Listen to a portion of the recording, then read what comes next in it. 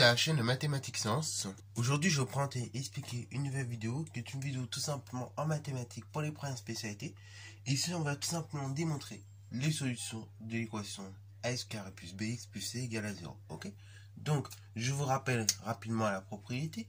Donc, on avait vu donc delta, ok? Soit delta le discriminant du trinôme ax carré plus bx plus c. Et donc, delta, pour rappel, on calcule en faisant b carré moins 4ac. Et donc, on a vu que si delta était positif, l'équation ax carré plus bx plus c égale à 0 admet deux solutions réelles, que sont x1 qui est égal à moins b moins racine carrée de delta divisé par 2a, et x2 qui est égal à moins b plus racine carrée de delta divisé par 2a. Lorsque delta est négatif, on n'a pas de solution réelle, ok? Et lorsque delta est nul, et bien dans ce cas-là, l'équation ax carré plus bx plus c admet une unique solution réelle, qui est tout simplement x0, qui est égal à moins b sur 2a. Alors, ici, et ben on va essayer justement de démontrer point par point chacune des solutions de l'équation.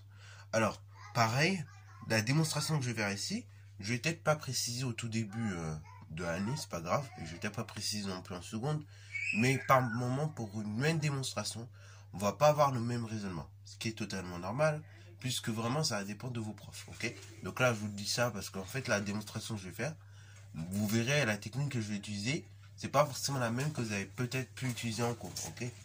Et moi je préfère, et là bon, je préfère utiliser cette technique, comment ça va vous paraître plus simple que l'autre technique que l'on propose également, ok? Qui peut parfois paraître un peu compliqué. Alors du coup, démonstration.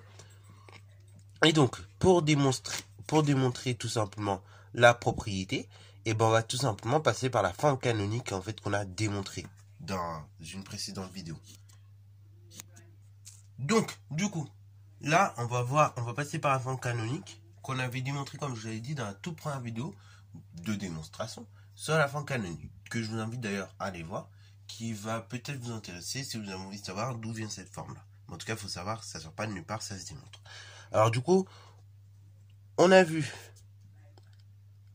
que pour tout réel x, et ben en fait, f de x, la fonction f peut s'écrire sous la forme a facteur de x plus b sur 2a le tout au carré moins b carré moins 4ac divisé par 4a.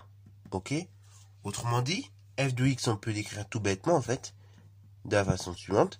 A facteur de x moins plus b sur 2a le tout au carré moins donc b carré moins 4ac. En fait, vous reconnaissez la valeur de delta, ok, qu'on a appris dans le cours hein, pour le discriminant. Donc en fait, b carré moins 4ac, je vais tout simplement remplacer ça pour alléger un petit peu l'écriture par delta, ok? Et bien évidemment, on divisera ça par 4a, ok? Ça, c'est la forme canonique que nous avions démontrée dans la vidéo sur la forme canonique, ok? Dans la vidéo démonstration. Maintenant, si je pose l'équation f de x égale 0, donc, c'est-à-dire, en fait, en réalité, toute cette expression égale 0. Et ben, qu'est-ce que je vais obtenir? Donc, f de x égale 0.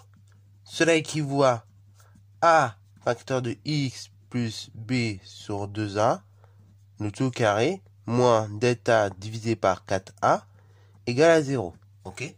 Ça, c'est ce que nous avons dans un premier temps. Et dans un second temps, ce que je vous propose ici, alors après, ça dépend des professeurs. Il y en a, ils vont garder justement ce terme-là dans le même nombre, ok, sur le même côté. Mais personnellement, vous allez comprendre tout de suite pourquoi. Je vais, moi, le mettre à droite. Vous allez comprendre tout de suite pourquoi. Comme ça, la technique qu'on va utiliser justement pour démontrer la propriété va être plus simple. Donc, là, dans un premier temps, j'ai delta, moins delta divisé par 4a. Ben, ce que je vais faire, je vais tout simplement mettre ça sur bande de droite.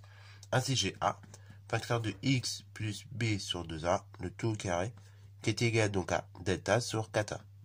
Ok? Donc là, pour éliminer moins delta sur 4a, je vous rappelle, on va additionner l'opposé, donc qui est plus delta sur 4a. Et ainsi, d'où delta sur 4a sur bande de droite, et d'où va tout simplement juste en fait ce qui reste. C'est-à-dire a facteur de x plus b sur 2a, le tout au carré. Ok? Alors maintenant, ce qui me dérange là, si vous regardez un peu l'expression, pour arriver à isoler x, l'idéal ce serait qu'on n'ait rien devant, ok. Et là j'ai une multiplication par A qui me gêne un tout petit peu. Donc que je vais faire, je vais tout simplement diviser par A. C'est-à-dire que d'une part j'aurai x plus b sur 2a de tout au carré, qui sera égal à delta divisé par 4a carré, ok. Puisque ce sera 4 fois ça. Ok, je ne divise pas. Là, j'ai une multiplication par A, je divise par A, donc en fait le A va aller au dénominateur, ok. Et ainsi ça fera 4A carré. Alors, là on arrive à cette équation-là, qui, vous allez voir, va être très simple en fait à résoudre, ok.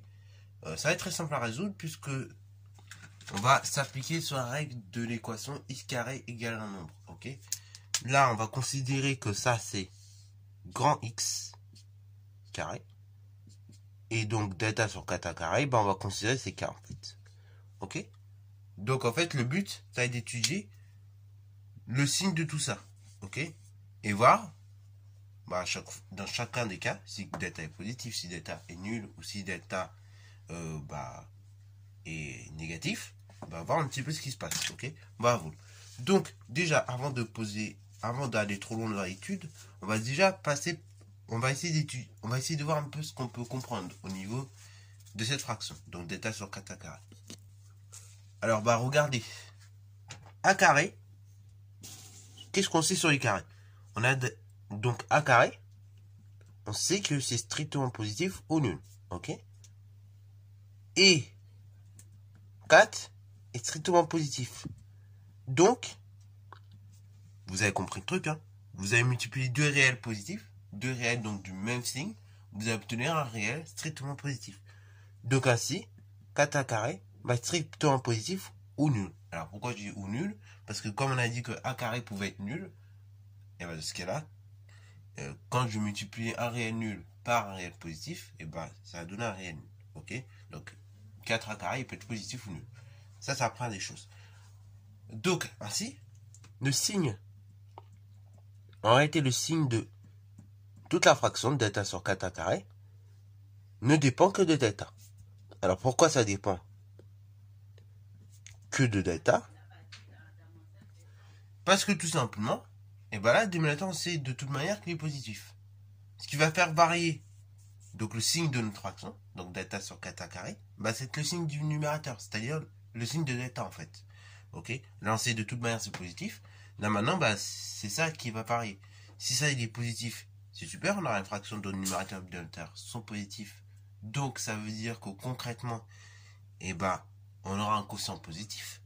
Si en revanche, dans ce cas-là, on a un numérateur négatif et un dénominateur positif, en termes de fraction, on aura un quotient qui est négatif, ok. Donc c'est juste le signe de delta, vous voyez, qui va faire varier tout simplement le quotient. Et donc c'est tout simplement le signe de delta qui va me dire, donc en quelque sorte, si notre fraction est positive ou négative, ok. Bravo. Alors, voilà, alors c'est parti mon kiki. Donc, maintenant, on va tout simplement voir le cas, justement, si delta est positif, si delta est négatif. Donc si delta est négatif, qu'est-ce qui se passe? Delta sur 4A carré est négatif également, ok. Donc est strictement négatif, ok. Car delta est inférieur à 0 et 4A carré est strictement positif ou nul, ok. Donc là, de ce fait, là on a un quotient négatif. Ça apprend des choses. Or, regardez, on a vu quoi? On a vu on avait x plus b sur 2a, le tout au carré, qui est égal à delta sur 4a carré. Donc en gros, ça veut dire quoi? Là, je suis en train de dire que j'ai un carré, en quelque sorte, qui est égal à un nombre négatif. Non, c'est pas possible. Vous vous rappelez peut-être de la règle de l'équation de l'équation x carré égale k. Donc quand j'ai une équation de la forme x carré égale k, donc en tout cas de l'équation x carré, donc dès que vous avez un carré égale un nombre, à partir de ce moment-là, je vais voir le signe du nombre à côté. Si le signe est positif, j'ai deux solutions, que sont racine carrée du nombre et plus racine carrée du nombre. Si le nombre est nul, dans ce cas-là, on a une seule solution qui est 0. Et si, tout simplement, mon nombre, il est strictement donc négatif, là, je n'ai pas de solution réelle. Et là, on a dit que delta sur 4 carré, quand delta est négatif, dans ce cas-là, toute la fraction est négative parce qu'on a un quotient d'un réel négatif par un réel positif. Ok? Et quotient de deux réels de signe contraire est bien négatif. Ainsi, tout ça c'est négatif et c'est égal à un carré. Dans ce cas-là, notre équation là n'a pas de solution réelle. Ok? Voilà, car un carré n'est jamais négatif. Donc on peut noter. Voilà, donc un carré n'est jamais négatif, donc l'équation n'a pas de solution. Je précisais réel, parce que dans le monde des complexes, encore une fois, comme je l'ai répété, on aura une solution, ok, à ce genre d'équation. Mais là, on n'y est pas encore, donc pour l'instant, comme on est encore que sur des réels, on dirait qu'il n'y a pas de solution, tout simplement. Ok, voilà. Alors, du coup, de ce fait, maintenant on va utiliser le cas où delta est nul, ok. Alors, je vais remettre rapidement l'équation pour ceux qui se rappellent déjà plus. Donc, si delta est nul, je remets rapidement l'équation pour ceux qui ne se rappellent plus, comme je le disais. Donc, l'équation, c'était x plus b sur 2a, le tout au carré, qui est égal à delta sur 4a carré. Bon, là, qu'est-ce qui se passe dans ce cas-là? Ok, il va se passer la chose suivante. Ok, dans le cas où delta est nul. Dans le cas où delta est nul, en fait, il va se produire que toute la fraction, delta sur 4a carré, sera nulle. Ok, j'ai un nombre nul, je divise par un nombre positif. Donc, de ce fait, je vais obtenir un nombre nul. Ok, donc si delta égale 0, delta sur 4a carré égale à 0. Ok, donc de ce fait, j'ai une équation de la forme x carré égale 0. On a une unique solution qui est x égale 0. Donc, delta sur 4a carré égale 0. Donc, l'équation x plus b sur 2a, le tout au carré, égale delta sur 4a carré, équivaut à la chose suivante. Ça équivaut à x plus b sur 2a, égale delta sur 4a carré. Voilà. Ça apprend des choses. Et donc, comme ceci est égal à 0, on peut même écrire plus court. On peut écrire que x plus b sur 2a, en fait, est égal à 0. Puisque tout ça fait 0. Ok? Cela équivaut à dire que dans ce cas-là, on a x qui est égal à moins b sur 2a. Ok? Voilà. Donc ça, c'est dans le cas. Donc là, on s'aperçoit finalement, par résolution algébrique, qu'on a une seule solution dans le cas où delta est nul. C'est-à-dire une seule solution qui est moins b sur 2a. On peut le noter. Alors, maintenant, dernier cas, le cas où delta est positif. Alors là, le raisonnement que je vais appliquer ici, on va toujours rester dans les raisonnements de l'équation x carré égale un nombre. Mais si vous avez fait une autre façon, donc c'est-à-dire avec l'équation produit nu, du coup, que vous avez passé, du coup, vous va falloir factoriser par une identité remarquable. Ok? Là, moi, je ne vais pas le faire puisque je suis de la forme x carré égale un nombre. Mais après, dans le cas où vous traitez avec l'équation produit nul, vous êtes obligé de factoriser. Et donc, si vous n'avez pas utilisé cette méthode, très probablement, vous allez utiliser des méthodes de l'équation produit nul pour y arriver. Donc là, si delta est positif, dans ce cas-là, qu'est-ce qui va se passer? Delta sur delta carré sera strictement positif, ok? Et alors, on aura la chose suivante. D'une part, on a x plus b sur 2a, de tout au carré, qui sera égal à, comme on a dit, delta sur 4a carré. Ça, pour l'instant, ça ne change pas. Ce qui sera équivalent à la chose suivante. Regardez. X carré égale k. K est positif ici, puisque delta sur 4a carré, on a dit qu'il était positif. Ainsi, on a deux solutions réelles, que sont x, donc toute cette parenthèse en fait, qui est égale à moins racine carrée de delta sur 4a carré, et une deuxième solution qui est tout simplement tout le contenu de cette parenthèse qui est égal à racine carrée de delta sur 4a carré. Ainsi, concrètement, comme je vous l'ai dit, ça me donne x plus b sur 2a qui est égal à moins racine carrée de delta sur 4a carré, ou bien, donc à nouveau, x plus b sur 2a qui est égal à racine carrée de delta sur 4a carré. Ok? Donc, on continue. Alors là, je vais prendre un peu plus de place pour bien faire les choses. Ainsi, ça donne x plus b sur 2a, qui est égal à la chose suivante. Donc là, ça fait toujours moins. Et comment je simplifie une expression comme ça? Je vous rappelle que racine carrée de a sur b, c'est égal à racine carrée de a sur racine carrée de b. Donc là, si ça me donne racine carrée, moins racine carrée, pardon, de delta sur 4a carré, qui est égal à moins racine carrée de delta sur racine carrée de 4a carré. Ou bien donc x plus b sur 2a, qui est égal, donc on avait dit de même racine carrée de delta sur racine carrée, donc ici de tout simplement 4a carré. Voilà. Après donc, je resimplifie à nouveau.